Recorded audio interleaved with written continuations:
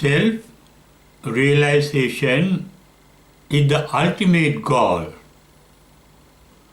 of Buddhism that the Buddha taught or preached for 45 years.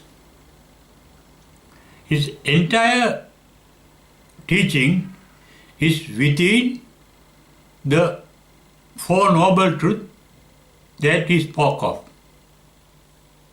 That truth, as well as the world in which that truth is within our body of about 6 feet, according to the Buddha in the Rohitassa Sutta, where he says, Vyamatta kalebare panyapemi lokancha, loka samudyancha, loka nirodhancha, loka nirodha gamani patipadancha. That means, the loka is the world, the entire world, consisting of our hell below and the heaven above, is nowhere else but within our own body. Body means we become conscious of the world by the mind. Therefore, our entire world is reflected in our mind, and we can experience nothing other than our mind. In that mind, we can create a heaven or a hell. That is why the poet John Milton,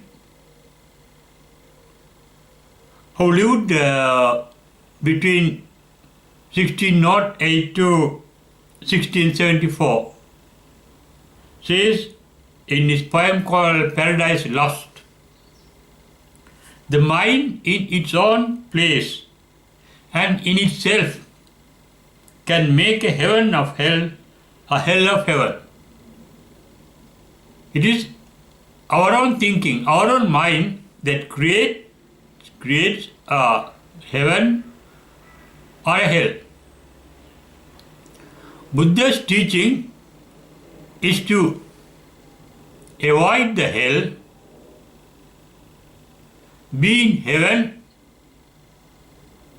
and proceed to the ultimate goal called nirvana, the most sublime state.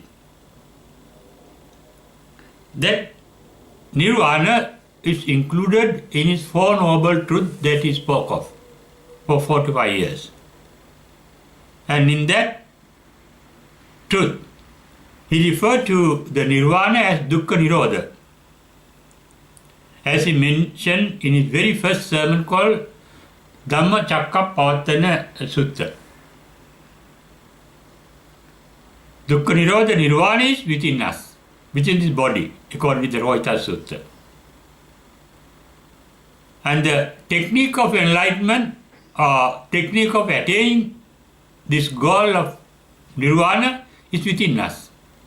The system to reach this sublime state is within us. And that state is covered by our suffering. Suffering is within our mind.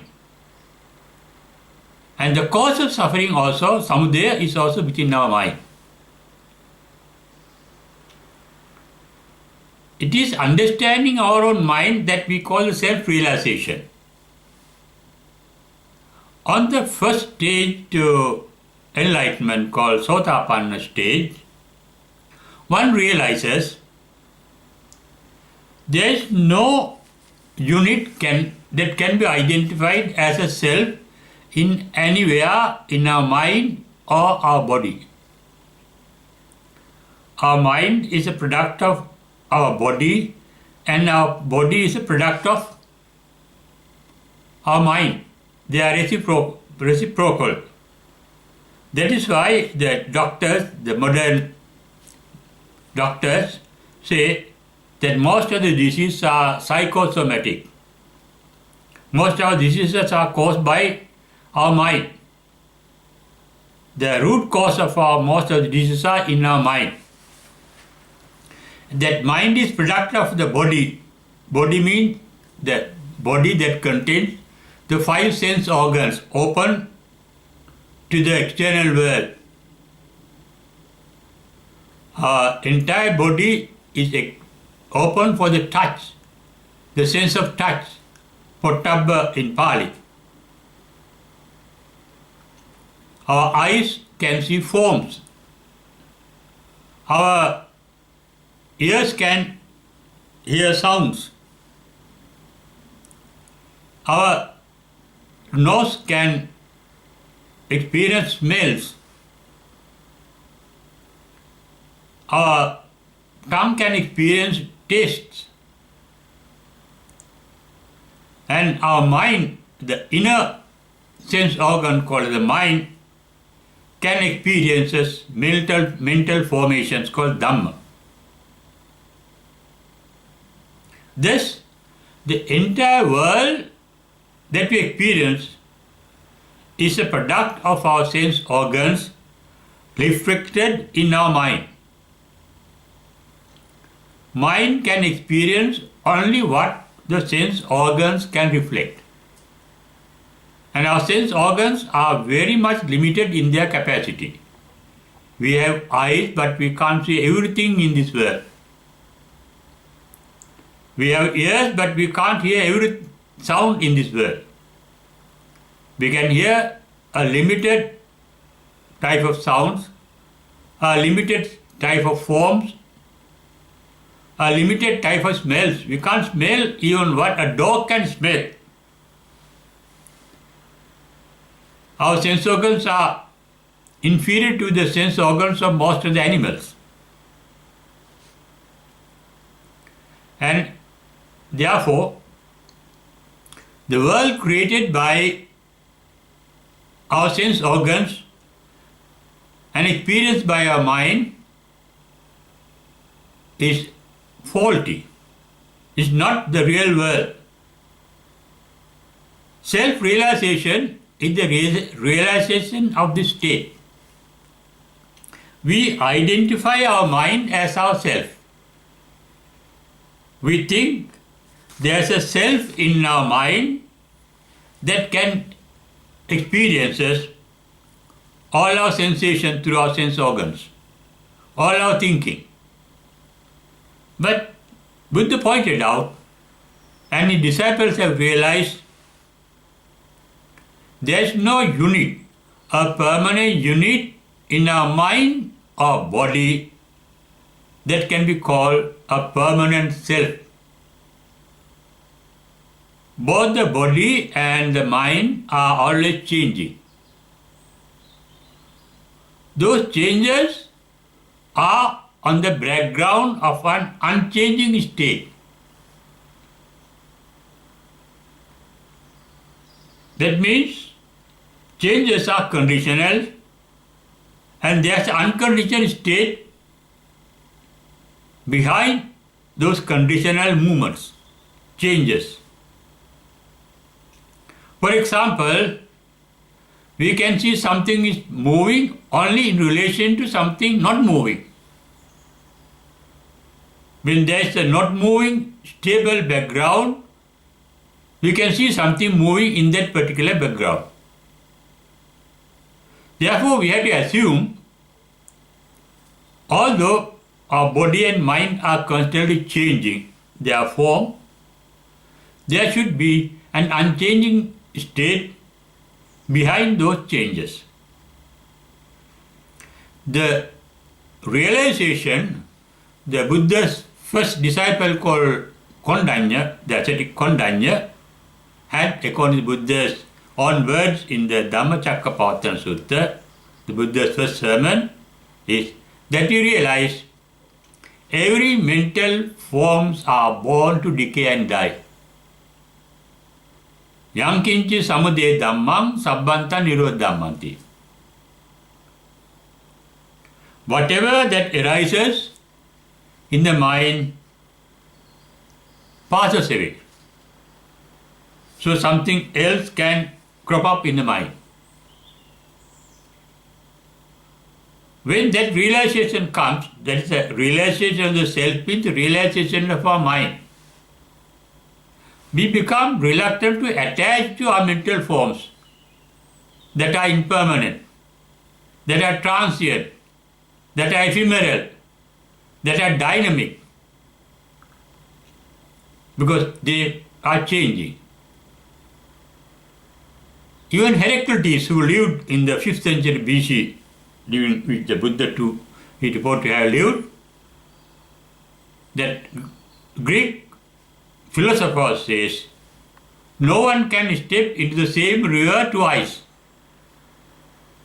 Because when you step into the river once, before you enter it again, the river has flowed down, it has gone away. You are stepping into a new river. Similarly, we can't touch either our body or mind twice. The body is changing, the mind is changing constantly. Instantly it is changing. They are ephemeral.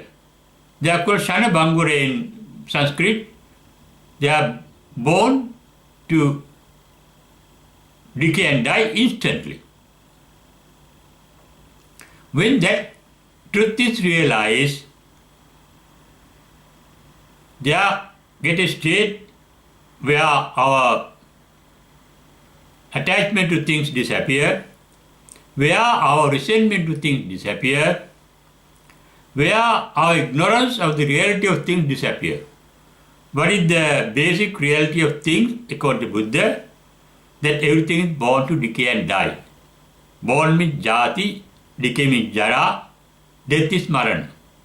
He refers as jati, jara, marana. And that this reality he expressed in a theory or a principle called anicchata, dukkhata, anattata. Anicca means dynamic.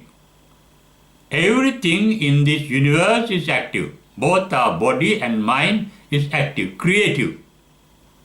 There is a creative power, active power, activated power in our body and mind. They are always active means, creative means, they are always changing their form. That creativity, the activity is called dukkhata, anicchata. Because of that creativity, things are getting changed constantly. And that change, that evolution is called dukkhata.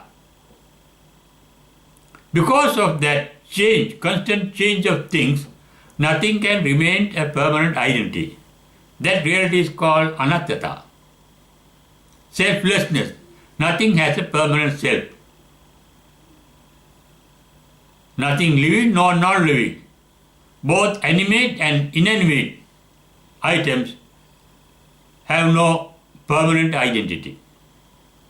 When that is realized, as I mentioned earlier, we do not get attached to things that are impermanent, and we don't resent things that are impermanent. We know that they are like clouds passing away. They are born to decay and die. The mind becomes neutral. The mind has a response, awareness, but no reaction, either to be attached to it or to resent it. There is attachment to keep it prolonged in the future. We resent it to get rid of in the future. We get attached to things that are pleasant and resent things that are unpleasant.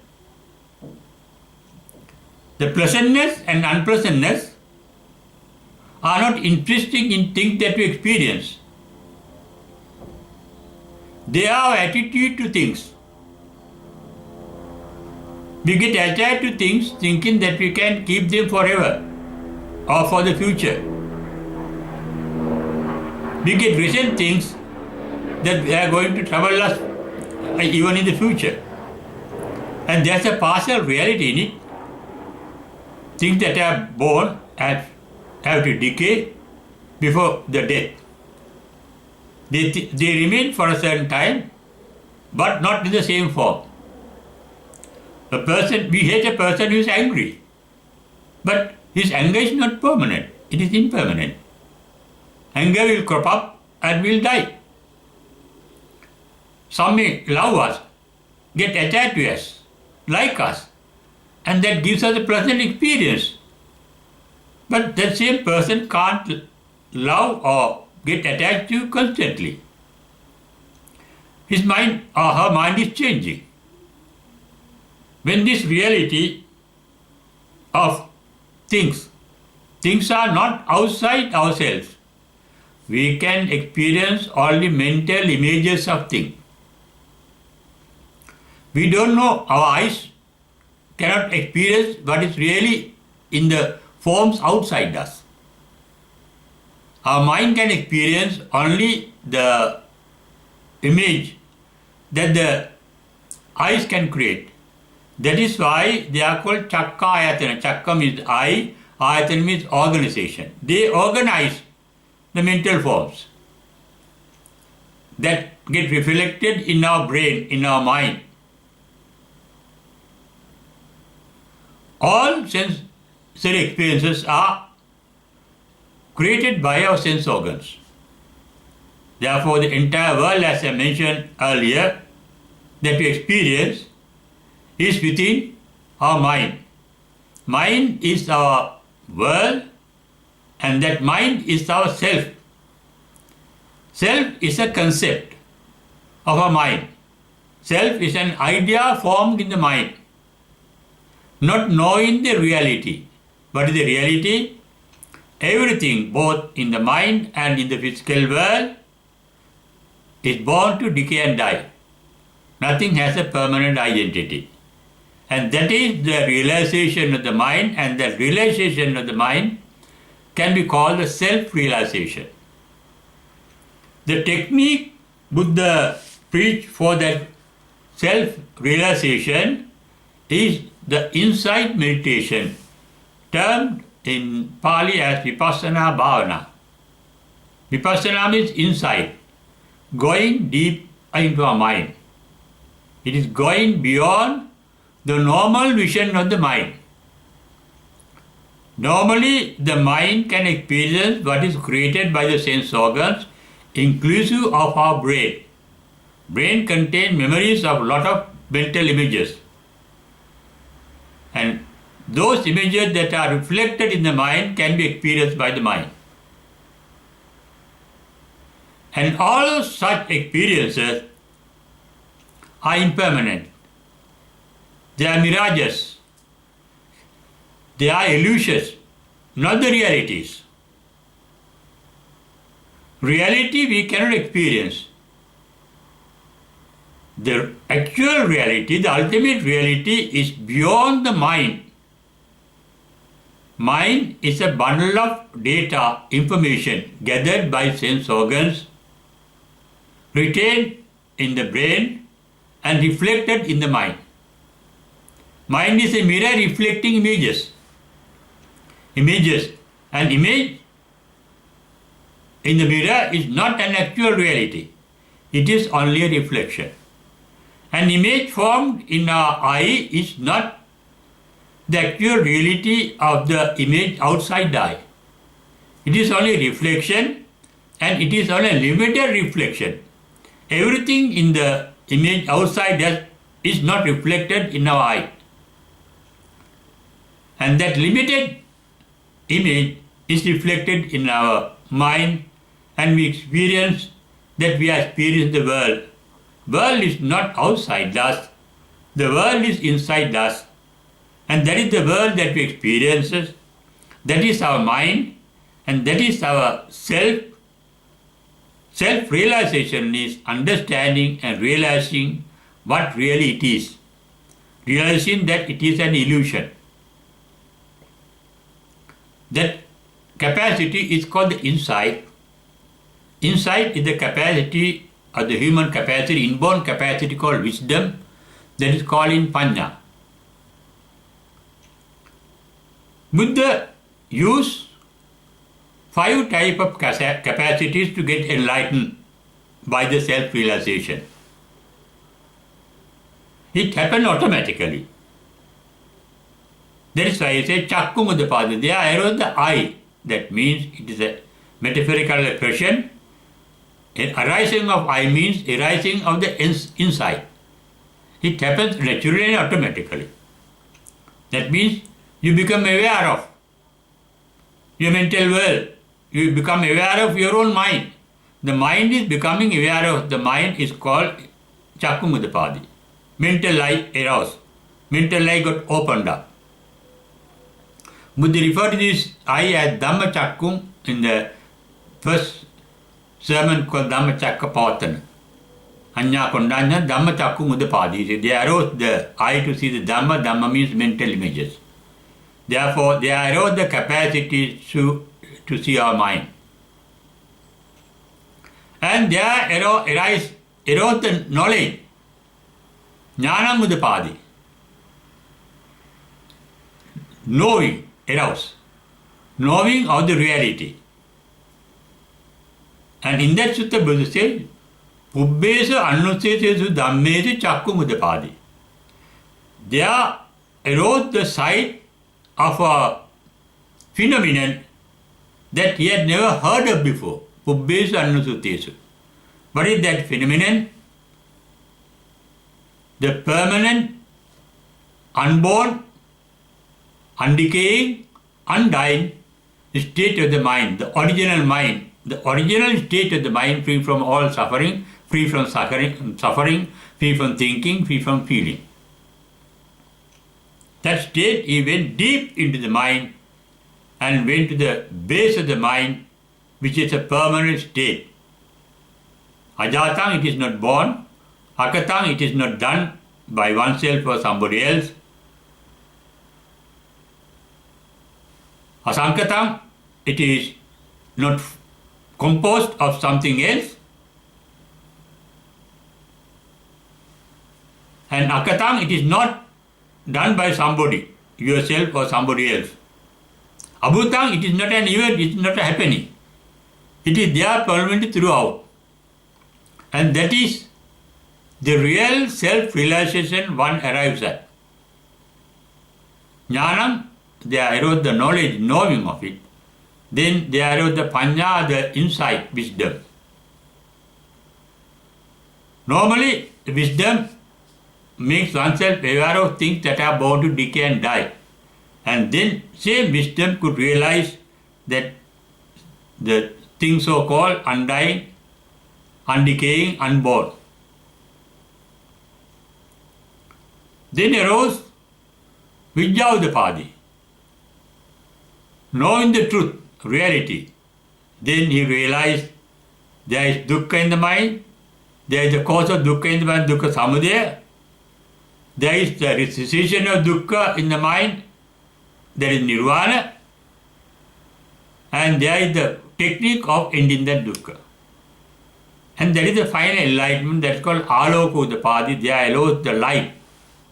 Light means seeing, the capacity to see the truth, both inside and outside.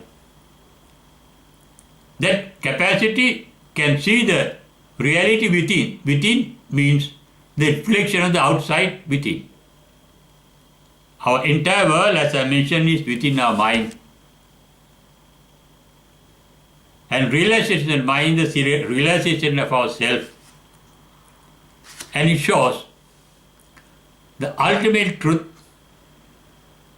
the supreme bliss called nirvana, is a part and parcel of our mind, though we do not realize, as it is covered by our thinking process, by our thinking, by our feelings, by our imaginations. Thinking is not a reality, actual reality. There is thinking. We think of things based on images. Images are not realities. Images saved in our brain cells. Ultimate truth is not an idea, not an image. It is a permanent reality. Ajara Amara. It is not decaying. Ajara Amara means it is not dying. It is Ajata, it is not born. Abhutam, it is not an event that happens. That state is within ourselves. Ultimate self-realization is the realization of that supreme bliss, the supreme state of our own mind, beyond, at the base of our own mind.